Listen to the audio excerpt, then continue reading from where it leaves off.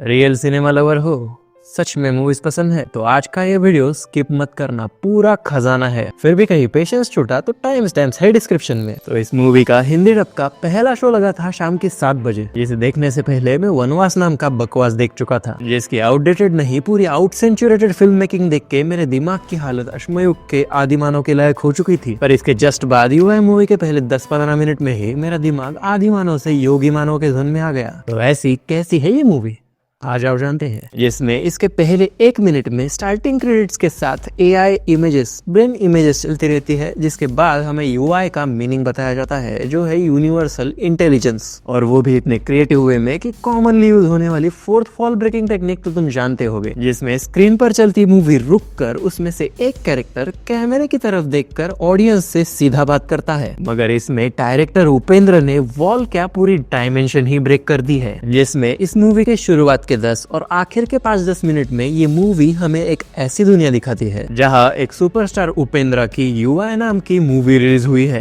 तो अब इन 2 पोर्शंस में से स्टार्ट वाले पोर्शन में उस रिलीज हुई मूवी की ऑडियंस रिएक्शंस दिखाई जाती है, जिसमें हर शो के बाद सिर्फ 1-2 लोगों को ही ये मूवी समझ में आती है, उनको एक फोकस मिलता है, और जिन्हें फोकस नहीं मिला उनको फिर से देखने जाना पड़ता है। अब ये फोकस क्या है, मुझे मिला है, तुम्हें भी मिला दूंगा इस वीडियो के एंड में। तो अब इन 1-2 लोगों के अलावा जो बाकी की पब्लिक है वो थिएटर में वापस आकर चिल्ला चोट कर रही होती है, हल्ला मचा रही होती है, प्रोटेस्ट कर रही होती है कि ये क्या लगा दिया, ये कोई मूवी है, इसे तो बैन करना चाहिए। और इंटरेस्टिंगली हमारी इस रियल दुनिया में भी तुम्हें यही रिएक्शंस मिलेंगी। कुछ लोगों को ये समझ में आएगी तो कुछ लोगों को नहीं, मगर डोंट वरी, मैं हूं ना, यहाँ तक सब समझ जाओगे। तो इसी स्टार्टिंग के 10 मिनट वाले पोर्शन में ये मूवी हमें डिस्क्रिप्शन भी देती है कि अगर तुम इंटेलिजेंट हो तो अभी सिनेमा हॉल से बाहर निकल जाओ। देखो, इस मूवी का एक अपना फॉर्मेट है, एक अपनी थीम है, मास मसाला सैटिरिकल कॉमेडी बट इंटेलिजेंट वाली, और इसी टोन में ये पूरी मूवी चलती रहती है, चाहे डायलॉग्स हो या फिर लिरिक्स। तो ये डिस्क्लेमर एक्चुअली किसके लिए है पता है? उन लोगों के लिए जो रियल में इंटेलिजेंट नहीं है, मगर साउथ की मास मूवीज में पेन पेपर लेकर फिजिक्स केमिस्ट्री मैथमेटिक्स निकालकर खुद को बड़े इंटेलेक्चुअल्स के पौधे समझते हैं। तो इस तरह से हमारे रियल वर्ल्ड के writer director lead actor Upendra यही से क्लियर कर देते हैं कि लॉजिक मत ढूंढो, सिचुएशंस, सिनेरियोस, डायलॉग्स देखो, सुनो, समझो। तो ये तो हो गया शुरुआत के 10 मिनट का, जिसके बाद आखिरी के 10 मिनट में क्लाइमैटिक कंक्लूसिव स्टेटमेंट्स है। और अब इन 2 पोर्शंस वाली दुनिया में जिस UI मूवी के कारण ये सब सिचुएशंस हो रही होती है, वो UI मूवी हमें देखने मिलती है इन 2 पोर्शंस के बीच वाले 2 घंटे में। ज्यादा हेवी तो नहीं हो गया?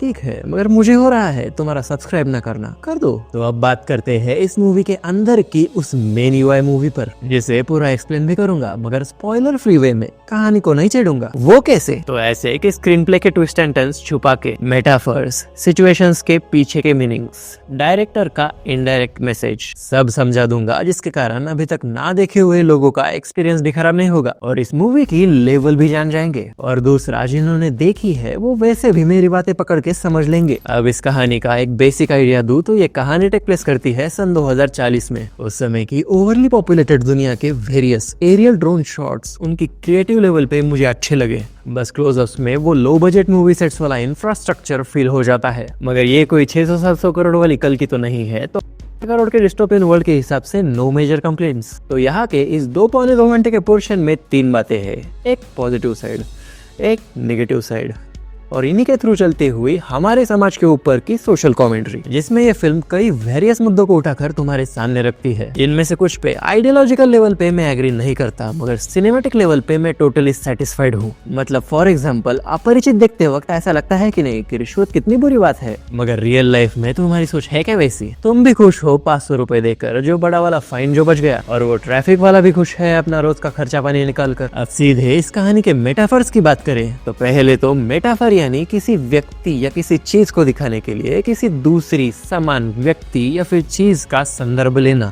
जैसे इस मूवी में हमारा प्लेनेट पृथ्वी यानी धरती पर होने वाले अत्याचार दिखाने के लिए प्रकृति नाम की एक माइनर लड़की दिखाई है, जिसे हरे भरे जंगल में बहुत खुश दिखाया है। उसे समृद्ध दिखाने के लिए उसके शरीर पर सब तरह के गहने, हीरे, मोती, जवाहरात दिखाए हैं, जिसके बाद 4 लोग आकर उसकी ये सारी समृद्धि नोच ले जाते हैं, जिन लोगों को metaphorically lining mafia, medical mafia और और शायद लैंड एंड कंस्ट्रक्शन माफिया दिखाया है। पर अब एक और भी इंटरेस्टिंग मेटाफर है जो बहुत से लोग मूवी देखते समय थोड़ा सेंस कर लेंगे, वो है महायुद्ध, जिसका जिक्र मूवी में 2-3 जगह आता है। पर उसके बाद जब ये एक्चुअल एक्शन सीन आता है तो इसमें उपेंद्र के सामने 3 योद्धा दिखाए हैं जिनका गेटअप देखे तो शायद मुस्लिम, सिख एंड क्रिश्चियन होंगे। पर इसी एक्शन सीन के बीच में 1-2 क्लाइम्स दिखाए जाते हैं एक न्यूज डिबेट के, जिसमें यही 3 लोग बैठे होते हैं। मतलब ये पूरी फाइट एक्चुअल में बस एक न्यूज डिबेट थी जिसमें उपेंद्र ने इन 3 लोगों को हराया, जिससे जनता कन्विंस हो गई, जो शायद अमेरिका में होने वाले प्रेसिडेंशियल डिबेट का रेफरेंस भी हो सकता है। जिसके बाद थर्ड मेटाफर की बात करें तो सरकार द्वारा इलेक्शन से जस्ट पहले 6 महीने साल भर मिलने वाली स्पेशल सेवा सुविधाओं पर भी ये मूवी तंज कसती है। जैसे चुनाव नजदीक आने पर उपेंद्र एक रात रैंडमली सारी जनता को महल में सुला देता है और सुबह उठकर खुद को महल में देखकर खुश हो चुकी जनता हमारा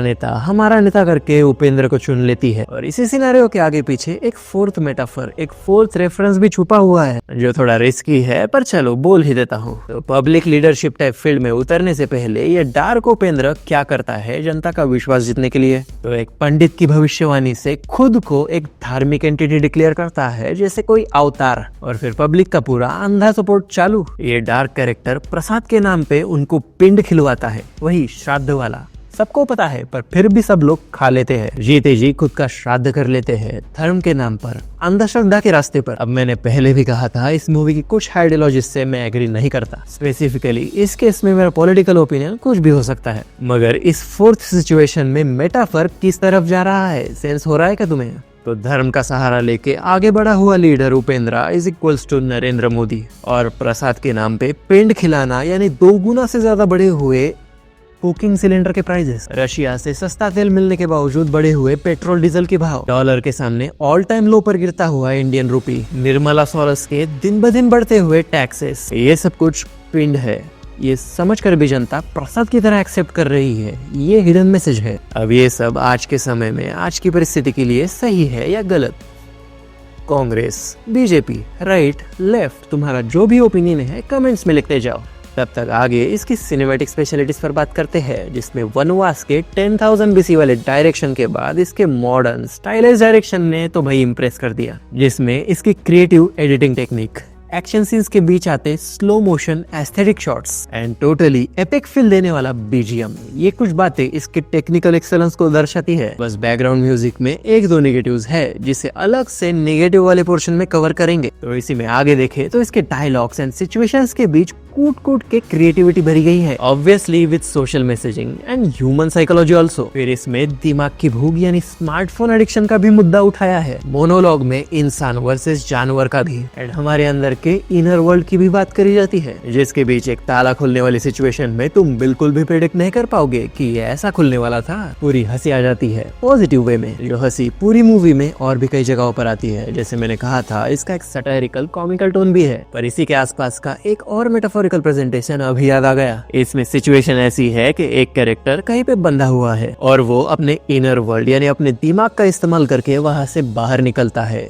मुक्त होता है, जिसके बाद एक डायलॉग के जरिए एक नाम भी लिया गया है, जो मैंने सही सुना है तो शायद भगवान बुद्ध का नाम है, जिसका एक्सप्लेनेशन ऐसा निकलता है कि जैसे सिद्धार्थ अपनी इनर एनलाइटमेंट से मोह माया के सारे बंधन तोड़कर मुक्त हो गए थे, बुद्ध बन गए, वैसे ही इस मूवी के सिचुएशन में ये कैरेक्टर अपने दिमाग के उपयोग से मेटाफोरिकल सेंस में फिजिकल ऑब्स्टेकल्स तोड़ के मुक्त होता है। और इसी से मुझे इसके राइटर डायरेक्ट का इनडायरेक्ट मैसेज भी याद आ गया, जो शायद बुद्धिज्म की कोर कॉन्सेप्ट से इंस्पायर्ड हो सकता है, जो कॉन्सेप्ट मैं तो उतनी डिटेल्स में जाकर नहीं जानता, मगर जिन्होंने किताबें पढ़ी है, ज्ञान लिया है, वो आगे का मैसेज सुनने के बाद कितना मैच कर रहा है कमेंट्स में बता देना। तो अभी ये राइटर डायरेक्टर का मैसेज वही फोकस है जो इस 2 घंटे के आगे पीछे के 10-15 मिनट वाले मूवी के दुनिया में सब ढूंढ रहे हैं। मैंने पहचान लिया है, वो ऐसा है कि दुनिया में कोई भगवान नहीं है, धर्म, जाति, परंपरा, ये सब इंसानों के विचारों की उत्पत्ति है, बस विचार शक्ति से जन्मी कुछ कहानियां हैं। इसी मैसेज में थोड़ा सा Hindu and Christian angle mix करके सेक्युलर तड़का भी दिया है। जैसे सतयुग में तो जाति धर्म ऐसा कुछ नहीं था, सब कुशल मंगल था, पर एडम एंड ईव की घटना में मना करने पर भी ईव के एप्पल खाने के बाद इंसानों की विचार शक्ति का विस्फोट हुआ और ये सब भेदभाव, ये सब कहानियां पैदा हुई और समय के हिसाब से ये कहानियां बढ़ती गई।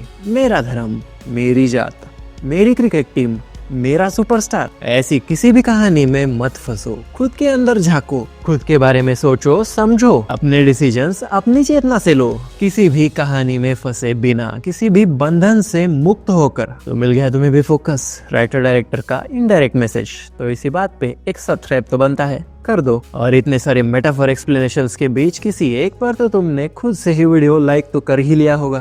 तो नेगेटिव्स पर बढ़ने से पहले एक आखिरी रेफरेंस, जिसे पॉप कल्चर लैंग्वेज में ईस्टर एग्स भी कहते हैं। वो ऐसा कि मूवी में नेगेटिव उपेंद्र वेश्याओं का यूज कर रहा होता है as a lust trap weapon, जिसके बीच ऐसा एक प्रॉपर लोअर एंगल शॉट आता है जिसमें सेंटर में सिंहासन पर उपेंद्र बैठा है और उसके पीछे वो 4 प्रोस्टिट्यूट्स खड़ी है, वो भी प्रॉपर मासी स्लो मोशन में, जिसके कारण उसी समय मुझे क्लिक हो गया कि इसका भी कुछ मीनिंग है। और तब याद आया कि ये दुनिया तो घोर कलयुग वाला 2040 का डिस्टोपियन फ्यूचर है, जिसमें ये प्रोस्टिट्यूट्स वाला रेफरेंस है कली पुरुष का, जिसकी कॉन्शियसनेस 5 जगहों पर बसती है, जिनमें से एक जगह होती है वेश्यालय। तो अब जैसे कि हमारे रेगुलर व्यूअर्स जानते हैं, हम यहाँ पर किसी की अंधी तारीफ नहीं करते, जो है सो है। इसमें कुछ अच्छी बातें हैं तो कुछ बुरी प्रॉब्लमेटिक बातें भी है। जैसे तुम्हें याद होगा, मैंने बीजीएम के समय कहा था 2 इश्यूज है। एक तो इस मूवी के एपिक बीजीएम्स में से एक 2019 की विल स्मिथ वाली अलादीन के अरेबियन नाइट्स वाले म्यूजिक से इंस्पायर्ड लगता है। प्रिसाइजली कहूँ तो इसके 3 मिनट 11 सेकंड के इंस्ट्रूमेंटल वर्जन में 1 मिनट 45 सेकंड के बाद की ट्यून सुन लो। पर ये भी ठीक है, शायद सैम्पलिंग का प्रकार भी हो सकता है, पर ठीक बिल्कुल भी नहीं है वो इसका एक specific background music, literally morning music use किया है, जो थ्रू आउट द मूवी बहुत बार आता है। तो चाइल्ड एंड फैमिली ऑडियंस तो यही एलिमिनेट हो गई,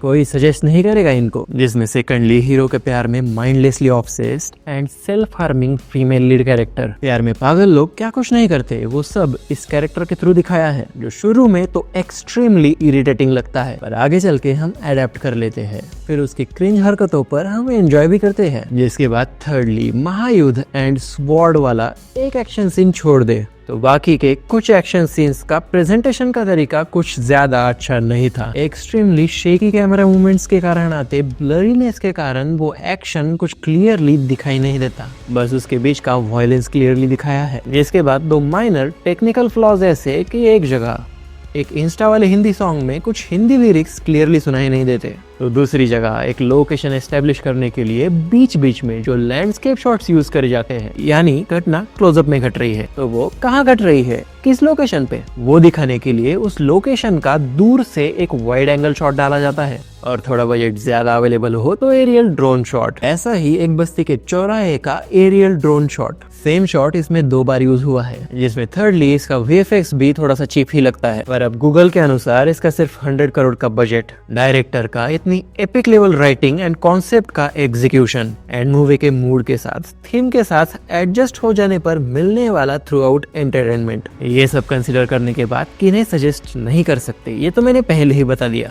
बाकी के लोग बिंदास देख के आ सकते हो, टोटल रोलर कोस्टर राइड है। पर जाने से पहले वीडियो को शेयर एंड चैनल को सब्सक्राइब करना मत भूलना। मिलते हैं कमेंट सेक्शन में।